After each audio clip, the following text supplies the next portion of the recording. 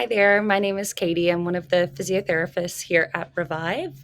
This presentation is giving you some tools on how to relieve some of your hip pain.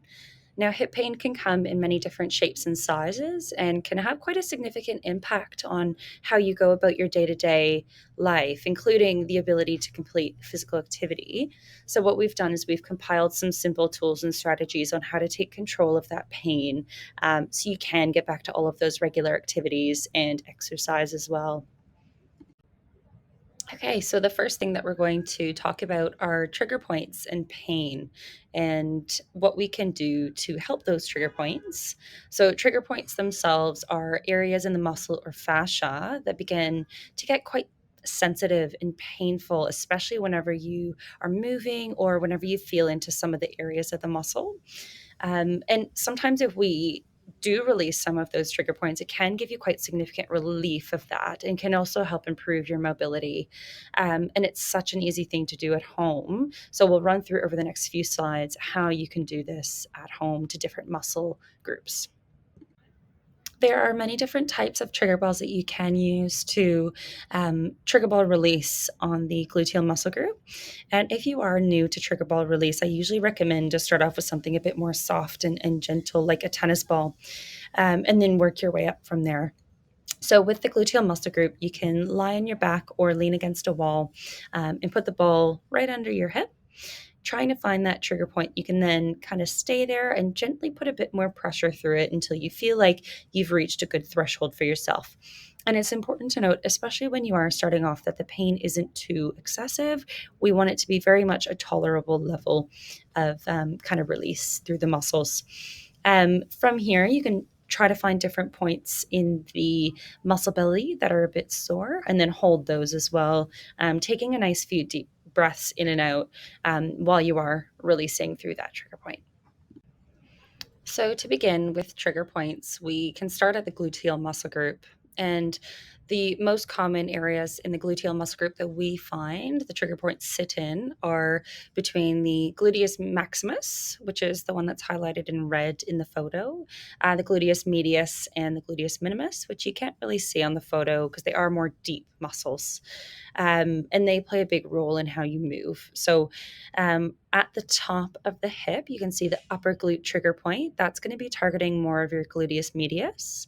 Um, to the kind of left of that is your outer hip trigger point. That's where all of those muscles and tendons converge. So that's a point where there's typically a lot of tension that's kind of stored. And then beneath that, into the more the gluteus maximus, that's where you can find another big trigger point for most people.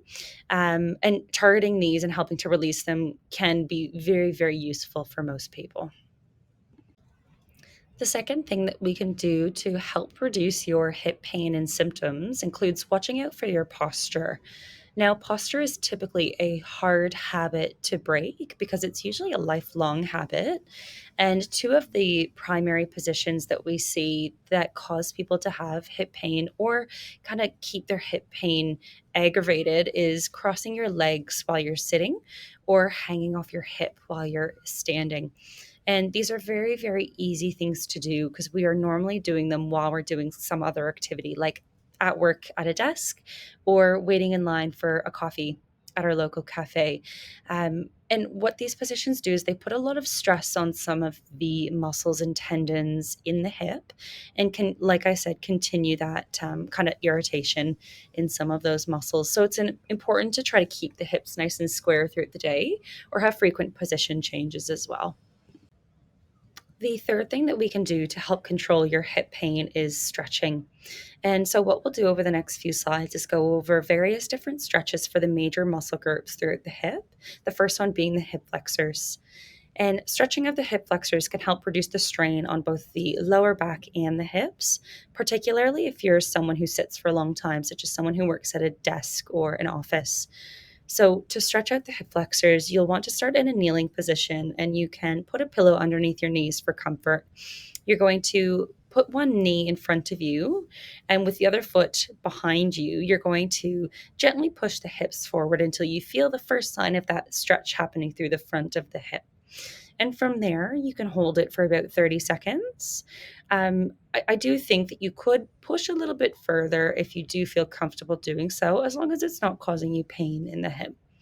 Holding that for about 30 seconds, you can then swap sides to make sure that we're stretching out both sides equally. The next muscle group that we'll go over how to stretch are the glutes. I find this stretch easiest to do in a sitting position where you can cross one leg over the other. Keeping your back straight, you can gently lean forward and you should start to feel a stretch in through the back of the hip and in through the side of the leg. You can gently press down on your knee to go a bit deeper into the stretch as long as it isn't painful. At the bottom for those two photos, I've added in some alternative positions that you can do if you find it too difficult to do this stretch in a sitting position, or if it's a bit too easy and you need more of a stretch. So if you're finding you need more of a stretch, you can do the one on the left, lying on your back, or if you need less of a stretch, you can do the one on the right. And the important thing to note also is to not overstretch and to not push into any pain as well. The next muscle group that we'll go over how to stretch are the hamstrings, which are located on the back of the thigh. I find with this stretch, it can be easiest done when you're sitting on the floor, sitting in a chair, or even lying on your back as well. What you'll do is you'll extend one leg out in front of you. Then from there, you're going to gently lean your body forward until you feel a stretch in the back of the thigh. Alternatively, as you can see in the photo in the bottom, when you're lying on your back, you can gently bring your leg in towards you until you feel that stretch in the back of the thigh, and then hold that there for about 30 seconds. Doing this stretch of the hamstrings can help relieve a lot of the tension that could be pulling a bit, in a downward position on the pelvis and can help you move a bit better in your day to day. The next stretch that we'll go over how to complete is called the pigeon stretch, and this stretch can target multiple different muscle groups, including the hip flexors and the glutes. It's important to note, though, that you should only complete the stretch if you feel you're able to do so comfortably, and it shouldn't cause any pain or any pinching in the front of the hip. If you do find it is giving you those feelings, you should just skip this one. To do the pigeon stretch, you'll start on the floor. You're going to cross leg in front of the other. And keeping your body weight centered, you're going to lean your body forward until you feel a stretch in both your hip flexors on one leg and your glutes on the other. And you can hold this for 30 seconds. The fourth thing that you can do to help improve your hip pain is to strengthen up some of the major muscles around the hips. And what this will do is this can give you some of the best long term results in terms of reducing your pain and improving your ability to move around afterwards. Along with supporting and strengthening these joints, it'll also help to support both the knees, ankles, and lower back too. So, what we'll do over the next few slides is give you a few ideas of how you can strengthen up some of these major muscle groups. And we'll start with the glutes. So, I find the best way to begin strengthening the glutes is to do a glute bridge. And how you'll do this one is you can lie on your back with your knees bent, your feet flat on the floor, about hip width apart.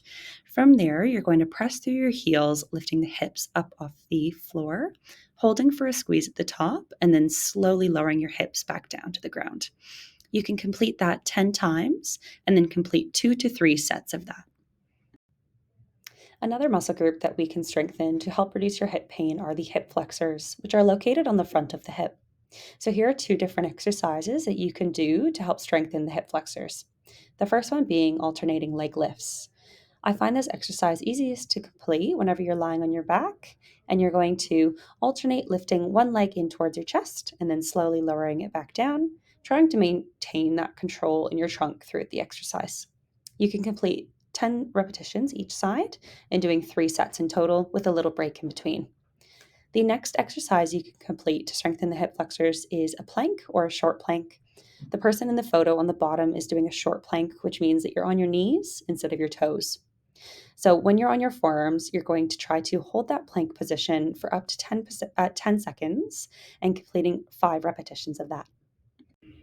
The fifth thing that we can do to help reduce your hip pain is to watch out for sleeping position and your movement patterns throughout the day as well. When we are sleeping on our sides, we can put a lot of tension through our glutes as our leg comes up and across our body. So if you sleep with a decent sized pillow between your knees throughout the whole night, or even if you're in a jackknife position, having your leg propped up by a pillow will definitely offload some of that compression happening and help to reduce your hip pain. When you are walking or going up or down stairs, it's also important to keep your hips nice and square as you move through that movement, engaging all of your muscles equally. Now, you can see in the photo on the left with the red X, that is an improper way to move upstairs where the leg is coming across the body. With the image on the right with the green check, you can see that with the hips nice and square, that can help to make sure that all the muscles are moving and contracting equally and putting a lot less pressure through some of those painful areas. Lastly, the sixth thing that we can do to help improve your hip pain is general physical activity and mindfulness. So, once the hip starts to become a bit less painful, we can reintroduce or resume some low impact exercises, such as some light walking for a short distance or some swimming as well. And then working up from there, as long as the hip isn't becoming too irritated as we build up your activity. Along with that, what this can help with is it'll help to make sure your joints are nice and healthy, your muscles are strong, and you're improving your cardiovascular fitness at the same time, which will reduce your risk for cardiovascular disease as well. Along with general physical activity, we recommend completing mindfulness as a part of your weekly routine, and this can reduce overall stress levels in the body and reducing muscle tension, particularly around those areas that might be painful for you. Incorporating some of these six tools can have a significant impact on your hip pain and your ability to move around day to day. We do know, though, that every hip pain is quite different person to person. So if you do have any questions about your hip pain, or if you need assistance with exercises or different treatment options, you can most definitely speak with one of our therapists at our Ashgrove or West End locations. If you'd like to book in, we do have a link at the bottom or a QR code you can scan as well. And if you have any questions, definitely don't hesitate to reach out. We have both of our clinic phone numbers listed at the bottom. Thank you so much for listening.